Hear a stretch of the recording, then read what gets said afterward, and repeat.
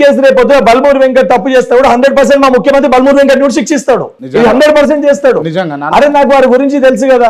స్వయాన ఏదైతే వారిపైన ఆరోపణలు వస్తే ముఖ్యమంత్రి గారు అనేక సందర్భాల్లో చాలా స్పష్టంగా చెప్పారు, ఎవరు తప్పు చేసినా అధికారులకు కూడా చెప్పారు, ఎవరు తప్పు చేసినా, ఎవరు పేరు మిస్యూజ్ చేసినా, ఎవరు ఏం చేసినా కూడా లీగల్ గా ఏ యాక్షన్ తీసుకుంటారో యాక్షన్ తీసుకోండి అని. మీకు చిన్న ఎగ్జాంపుల్ చెప్తా. నేను ఎమ్మెల్సీ అయినప్పుడు సంబంధించి ఫ్లెక్సులు పెట్టారు, సంబంధించిన మా కాంగ్రెస్ పార్టీ శ్రేణులు పెట్టారు. అప్పటి వరకు టీఆర్ఎస్ వాళ్ళందరూ కూడా మావి తీసేస్తారు, అధికారాన్ని దుర్వినియోగం చేస్తారు అన్నారు. మా వాళ్ళు ఫ్లెక్సీలు పెడితే 2 గంటలలో సీఎం గారు జిహెచ్ఎంసీ అధికారులు మావి కూడా తీసేసారు. నేను స్వయంగా సీఎం గారికి సంబంధించి వెళ్ళి అడిగినప్పుడు ఇట్లుంది ఒక రోజు అంటే, లేదు పర్మిషన్ ఎవరికి లేదు, ఎవరికి ఇచ్చేది లేదు అని చెప్పారు. వారు నాకే స్వయంగా చెప్పారు. నేనైతే ఎమ్మెల్సీ కూడా అడుగుతా కదా, మీ ఫ్లెక్సీలే రేవంత్ రెడ్డి వీకేపిస్తున్నాడు అంటారు. వారు ఎవరికి కూడా అంటే మాకు అదే ఏదైతే సంబంధించి మమ్మల్ని అదే రకంగా చూస్తుర్రు, ఏదైతే ప్రతిపక్ష పార్టీలు కానీ అందరినీ సమానంగా చూస్తుర్రు. రైట్, ఓకే, సమానత్వమే కదా.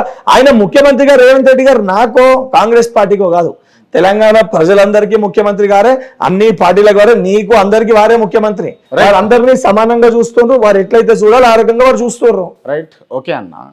ఇప్పుడు ఈ మధ్య కాలంలో టీఎస్ కాస్త టీజీ పెట్టింది కదా, దానివల్ల ఏముంది ఉపయోగం అంటే, ఒక బల్మూరి వెంకట్ ఏం చెప్తారు కాబోయే మంత్రిగా ఒక విషయం మీరేదైతే ఉందో సంబంధించి బల్మూరి వెంకట్ ఒక ఎమ్మెల్సీ, ఒక కాంగ్రెస్ పార్టీ కార్యకర్త లేదా ఎన్ఎస్ఏ రాష్ట్ర అధ్యక్షుడు ఉన్న కాబట్టి అధ్యక్షుడు, ఆ స్థానంలోనే నన్ను అడ్రస్ చేయండి ప్లీజ్. మంత్రి అంటే తప్పే ఉన్నది. ఒక విషయం, నేను ఏదైతే సంబంధించి ఈ రోజు నాకు పార్టీ ఇంత గౌరవం ఇచ్చి ఈ రోజు ఈ స్థానంలో నన్ను కూర్చోబెట్టింది, నేను అధికంగా ఆశపడే వ్యక్తిని కాదు, ఈ రకంగా నేను ఉండాలని కోరుకునే వ్యక్తిని కాదు. నాకు ఏదైతే స్వేచ్ఛ ఇచ్చి గౌరవాన్ని ఇచ్చింది కదా, నీ సొంటోళ్ళు నన్ను బలిపశువు, బలహీనుడు, పాపము బలైపోయిండు అని అన్న, దాని అన్నిటికీ మా ముఖ్యమంత్రి గారు ఒక పదవి ఇచ్చి సమాధానం చెప్పారు. ఓకే అన్న, ఈ గౌరవం నాకు దీని మీద మాట్లాడదాం ఒక 2 నిమిషాలు. ఈ గౌరవం నాకు టీవీలలో వచ్చిన వార్తలు అవి మీరు రాయించుకున్నా, వేరే వాళ్ళు రాయించినాయా, వాళ్ళ ప్రేమతోటి రాసినాయా? అన్న నీకు ఒక విషయం చెప్తున్నా, నేను ఎక్కడ వార్తలు వచ్చినా కూడా, నువ్వు నాతో మాట్లాడినా, ఎవరు నాతో మాట్లాడినా, ఆఫ్ ది రికార్డ్ నన్ను అడిగినా కూడా, అన్న ఈ ప్రాక్టికల్ థింగ్స్ అన్ని కాదు, మనం ఏందో దాని గురించి మాట్లాడతాం తప్ప ఇటువంటి వాటికి వద్దని మాట్లాడే వ్యక్తిని నేను. ఈవెన్ నాకు ఎమ్మెల్సీ కన్ఫర్మ్ అయిందని చెప్పి నాకు ఏదైతే వారం రోజుల క్రితం తెలిసినప్పటికీ కూడా, నా ఇంటర్వ్యూ నీకు 2 రోజుల ముందు వచ్చింది. మనకు 17th నాది రిజల్ట్ డిక్లేర్ వస్తే 15th రోజు నన్ను ఇంటర్వ్యూ చేసినావు.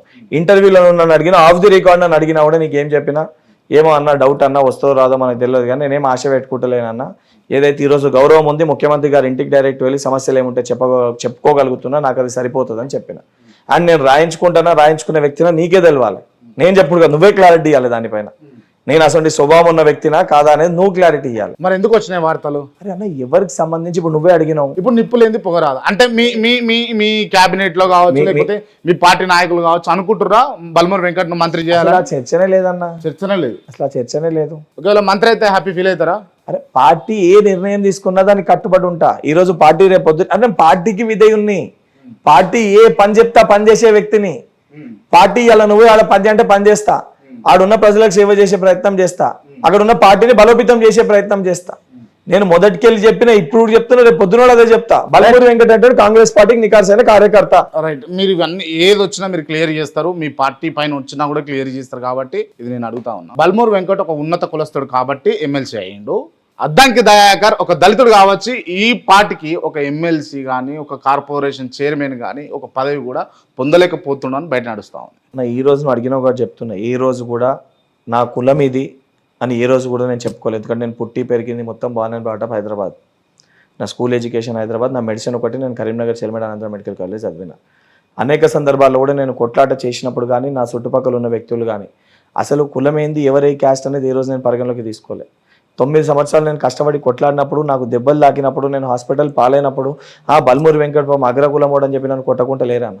నన్ను జైల్లో పెట్టినప్పుడు నేను అగ్రకులమోడు అని చెప్పి నన్ను జైల్లో పెట్టకుండా లేరు.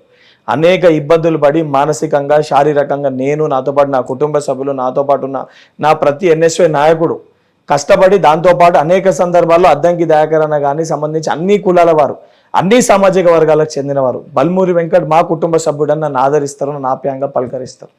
అది వారితో నాకు ఉండే సాన్నిధ్యం.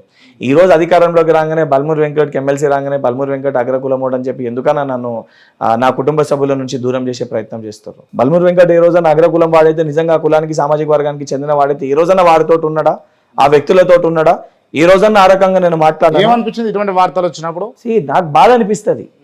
ఈ రోజు ఏదైతే సంబంధించి నాతో ఉన్న విద్యార్థులు కానివ్వండి, నాతో ఉన్న మిత్రులు కానివ్వండి, అన్ని సామాజిక వర్గానికి చెందిన వాళ్ళు ఉన్నారు.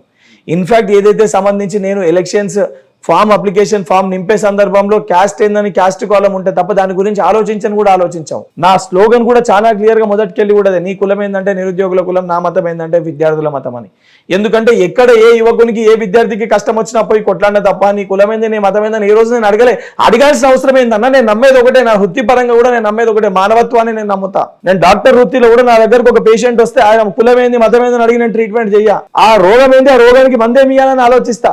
ఈ రోజు ఎందుకన్నా ఉద్దేశపూర్వకంగా వెంకట్ని బలహీనపరిస్తే, వెంకట్ని విమర్శిస్తే వాళ్ళని వాళ్ళు విమర్శించుకున్నోళ్ళు తప్ప, వాళ్ళని వాళ్ళు విమర్శించుకుంటున్నట్టు తప్ప వ్యక్తిగతంగా బల్మూరి వెంకట్కి జరిగేదేం లేదు.